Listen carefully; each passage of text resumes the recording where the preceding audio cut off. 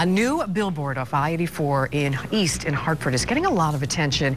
It's got the word psycho splashed across it. NBC Connecticut's Amy Parmenter is here to explain the message it's trying to get across. Amy. Well, Lisa, most of us use words like crazy or nuts to describe people or situations that might be out of control. Well, now those who run the Institute for Living at Hartford Hospital want you to stop it.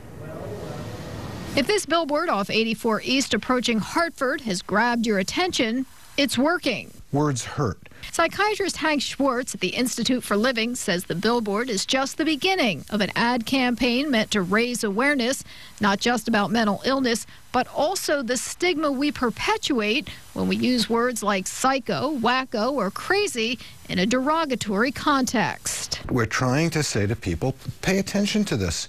We don't have to use these words. They're hurtful.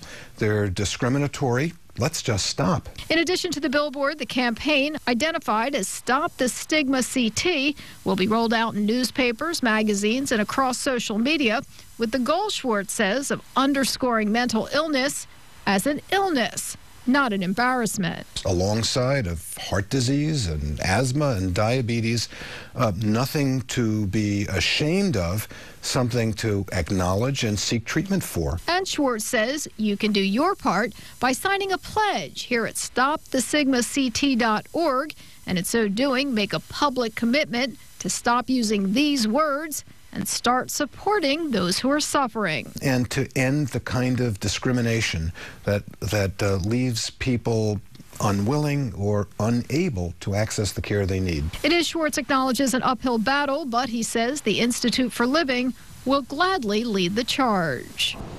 Now, this campaign is really the first of its kind in the country. Very timely, really, as mental illness, the way we treat it or don't treat it, has been getting a lot of attention since Sandy Hook.